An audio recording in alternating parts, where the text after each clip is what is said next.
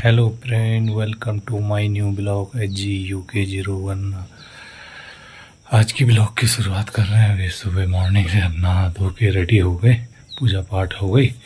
ठीक है फ्रेंड, आज जाएंगे फिर से अल्मोड़ा होते हुए पाखुड़ा। तो सुंदर सुंदर दृश्य आपको दिखाए जाएंगे। अभी होते हैं थोड़ी देर में तैयार, भोजन करते हैं, इसके बाद निकलेंगे। ठीक है फ्रेंड, क्योंकि ब्लॉग तो बन नहीं पा रहे हैं, घर से जा ही नहीं पा रहे थे इधर उधर। क्या दिखाएं आपको भी, इस वजह से ब्लॉग नहीं बना पा रहे। और मौसम, आज का मौसम देखिए, इधर धूप आई हुई है सामने, और देखिए पूरा कोहरा ही कोहरा लगा है। हल्की हल्की बारिश भी आ रही, बूंदाबांदी। इधर कोसी साइड को धूप आई हुई है, ये हो रखी है हरियाली पूरी। ठीक है फ्रेंड। हेलो फ्रेंड, निकल गए बाइक से। आज जा रहे हैं बाइक से फ्रेंड, और आगे जाके गाड़ी लेते हैं, गाड़ी से जाएंगे। हेलो फ्रेंड, निकल गए हम बाइक से। अभी ये रही हमारी बाइक, और कहीं की सेफ्टी के लिए चल रहे हैं। और थोड़ा श्रीमद् भागवत कथा का जो आयोजन चल रहा है आज, वहाँ छठा दिन है। 12:30 करीब हो रखे, 1 घंटा करीब लग जाएगा। नीचे तो धूप पूरा कोहरा ही कोहरा है, पूरा दिख रहा है पूरा।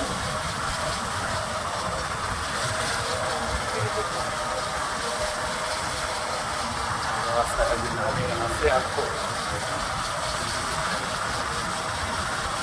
देखते हैं आगे जाके कहाँ लेंगे, कहाँ नहीं जाना है। सेफ्टी हवा भी लग रही, अब इससे भीगने हो रखा है।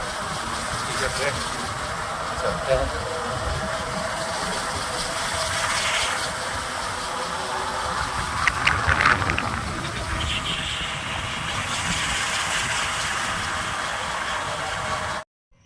हेलो फ्रेंड, अब निकल रहे हैं, गाड़ी भी हो गई रेडी। आज दीपचंद आ रहे हैं, और दीपचंद की वाइफ, और हमारी बाइक उधर है खड़ी, सामने खड़ी करके आए हैं।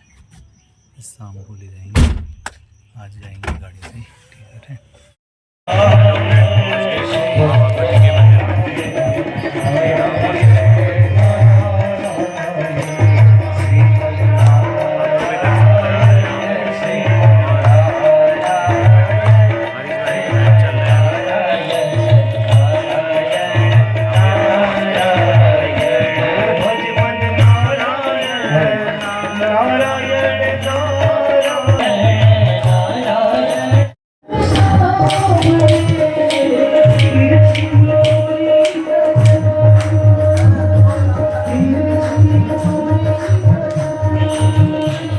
समस्त ब्रजवासी उस महल के दरवाजे को ढूंढने लगे। कहने लगे कि इसका द्वार कहाँ है। कहने लगे कि द्वार का मतलब द्वार कहाँ है। तब से इस नगरी का नाम द्वारका पड़ गया। ब्रजवासी इसका द्वार देख रहे थे कि द्वार कहाँ है, द्वार कहाँ है। तो तब से इसका नाम द्वारिका पड़ गया। इस प्रकार भगवान ने इस द्वारिका नगरी में, वो हाइट सही है ना, भगवान ने द्वारिका नगरी स्थापित की। और भगवान यहाँ से द्वारिकाधीश के रूप में भगवान जाने गए। बोल द्वारिकाधीश भगवान की।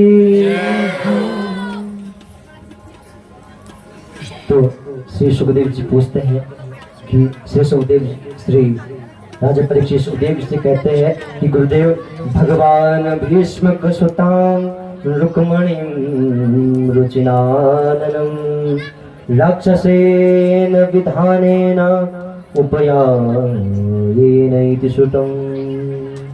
कि हे गुरुदेव, देखो भगवान ने रुक्मी की बहन रुक्मणी जी के साथ भीष्मक सुताम, भीष्मक राजा की पत्नी, भीष्मक सुताम भीष्मक राजा की पत्नी के गर्भ से जो संतान उत्पन्न हुई है, भीष्मक सुताम भीष्मक राजा की पत्नी के गर्भ से जो सुत उत्पन्न हुई है, ऐसी कौन? कहा कि ऐसी रुक्मणी जी, भीष्मक सुताम, ऐसी भीष्मक राजा की कन्या रुक्मणी। उस रुक्मणी के साथ भगवान ने राक्षस विधि के द्वारा विवाह किया। तो वो विवाह किस प्रकार से संपन्न हुआ वो कृपा करके बताएं। तब श्री सुखदेव जी कहते हैं, ये परीक्षित, जो ये राजा भीष्मक हैं, ये विदर्भ देश के राजा हैं और इनके रुक्मी आदि 5 पुत्र हैं और रुक्मणी नाम की एक कन्या है। और ये रुक्मणी जो है, ये रुक्मणी ने अनेक संत महात्माओं से, नारद आदि संत महात्माओं से इन्होंने कन्हैया जी के इतने गुणगान सुने हैं, द्वारिकाधीश के इतना गुणगान सुने हैं कि इन्होंने मन ही मन उन द्वारिकाधीश को अपने पति के रूप में मान लिया है। लेकिन ये जो रुक्मी है ना, ये रुक्मी कन्हैया जी से ईर्ष्या करता है। ये अपनी बहन के लिए श्रेष्ठ वर के रूप में इसने शिशुपाल को चुना और शिशुपाल को जब इसने वर के रूप में चुना तो रुक्मणी तो कन्हैया जी को मन ही मन अपने पति के रूप में स्वीकार कर चुकी थी। इसलिए रुक्मणी ने एक ब्राह्मण देवता के द्वारा कन्हैया जी के पास एक संदेशा पहुंचाया और ये संदेश में केवल 7 श्लोक रुक्मणी जी ने लिखे हैं और ये 7 श्लोक में रुक्मणी जी ने सप्तपदी पूर्ण कर लिए। 7 वचन होते हैं ना, वो सातों के 7 वचन इस 7 श्लोक के माध्यम से कन्हैया जी के पास पहुंचा दिए हैं। कहा कि हे त्रिभुवन, वो ब्राह्मण देवता जब द्वारिका पहुंचे और द्वारिका में कन्हैया जी ने जब ब्राह्मण को आया देखा तो उसका खूब स्वागत किया और स्वागत करके पूछा कि हे ब्राह्मण देवता, आपका आगमन यहाँ किस प्रकार से हुआ है। तो ब्राह्मण ने कहा कि मुझे रुक्मणी जी ने आपके पास एक संदेशा भेजा है। तब कन्हैया जी ने कहा कि आप ये संदेशा मुझे पढ़ के सुनाना। तो भगवान ने ब्राह्मण के मुख से ये संदेशा सुना है। देखो, सप्तपदी भी पूर्ण हो गई इन श्लोकों के द्वारा और साथ ही साथ ये इन श्लोकों को उच्चारण भी ब्राह्मण के द्वारा किया गया है। अब ब्राह्मण भी आ गया और सप्तपदी 7 वचन भी श्री रुक्मणी जी ने कन्हैया जी को प्रदान कर दिए इन 7 श्लोकों के माध्यम से। कुछ ही समय बाद हमारे बीच में भी श्री रुक्मणी कृष्ण जी आपके सामने आएंगे और आप उनका खूब स्वागत करेंगे और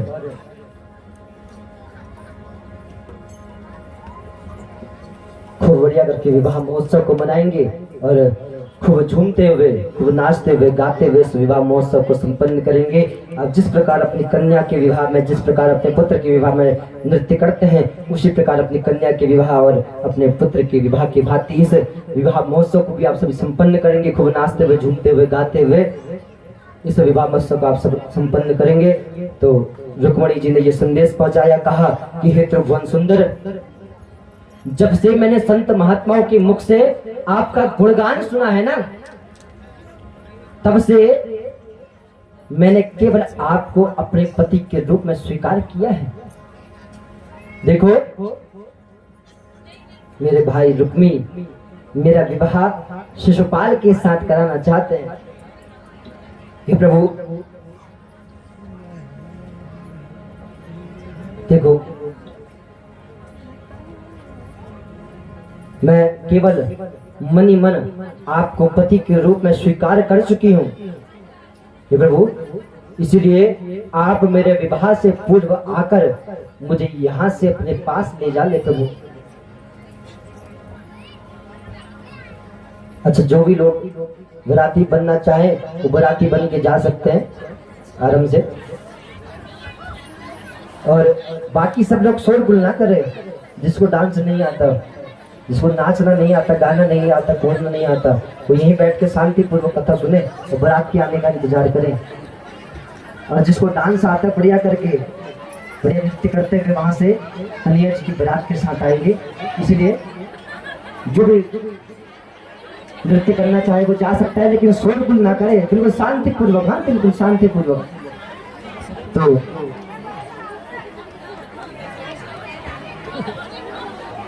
सभी माताओं से निवेदन है कृपया थोड़ा शांतिपूर्वक। देखो, तो माँ रुक्मणी जी ने यह संदेश पहुंचाया। कन्हैया जी ने यह संदेश सुनते ही कन्हैया जी ने अपने रथ को खुद हाँकते हुए ब्राह्मण को रथ में बैठाते हुए रुक्मणी जी ने संदेश में लिखा हुआ था कि देखो आप मुझे लेने तो आओगे, लेकिन आप जब मुझे लेने आओगे ना तो मुझे बिना युद्ध के आपको मुझे जीतना पड़ेगा, बिना युद्ध के।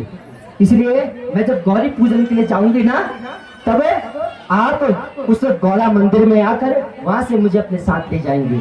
तो उसी प्रकार जब विवाह का समय पास आने लगा और माँ रुक्मणी जी को बेचैनी होने लगी कि कन्हैया जी अभी तक नहीं आए, ब्राह्मण का संदेश अभी तक नहीं पहुंचाइए। उसी समय ब्राह्मण रुक्मणी जी के पास संदेशा लेके आए, कहा कि कन्हैया जी आपका गौरा मंदिर में इंतजार कर रहे हैं। माँ रुक्मणी जी गौरा मंदिर में पहुंची और कन्हैया जी उनका वहां इंतजार कर रहे थे। और जब शिशुपाल को ये पता लगा कि रुक्मणी जी को लेने के लिए कन्हैया आए हैं तो शिशुपाल ने इस गौरा मंदिर में हर जगह अपने सैनिकों को तैनात कर दिया। और जब सैनिकों ने रुक्मणी जी को देखा तो उनके स्वरूप को देखकर वो सब कुछ भूल गए कि हमको करना क्या है, काम क्या है हमारा। सारे कार्यों को भूल गए और सारे कार्यों को भूलकर केवल रुक्मणी जी को देखने में मगन हो गए कि यार ये तो साक्षात देवी के स्वरूप में लग रही है।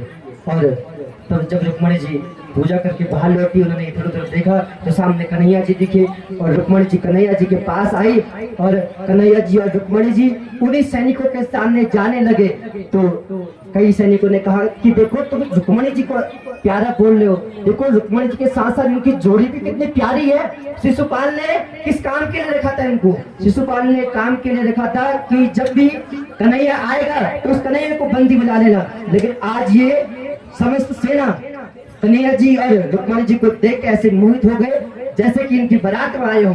और सभी कन्हैया जी जब जाने लगे तब सभी सैनिकों को याद आया कि हम तो इनको मारने के लिए आए थे।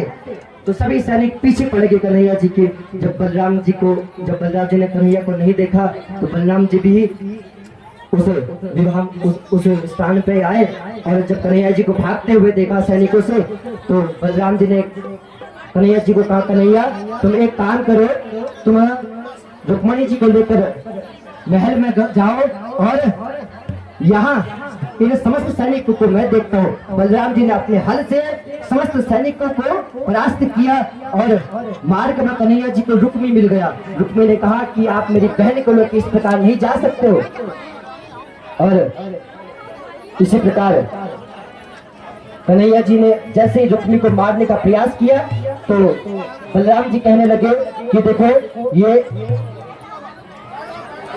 श्री राधे, कृपया सभी माताओं से निवेदन है कि आप अगर 2 मिनट अगर शांति पूर्वक बैठ जाएंगे, केवल 2 मिनट, सभी माताओं से निवेदन है कृपया आप केवल 2 मिनट शांति पूर्वक अगर बैठ जाएं तो अच्छा होगा। केवल 2 मिनट। देखो तब कन्हैया जी ने जब कन्हैया जी रुक्मी को मारने के लिए जाने लगे तो बलराम जी ने कहा, देखो ये तुम्हारी धर्म पत्नी का भाई है, इसका तुम्हें वध नहीं करना चाहिए। देखो इसलिए बलराम जी के कहने पर कन्हैया जी ने रुक्मी को मारा नहीं, लेकिन उसका अपमान किया, उसका आधा मुंडन कर दिया, उसका खूब अपमान किया, उसे कुरूप बना दिया।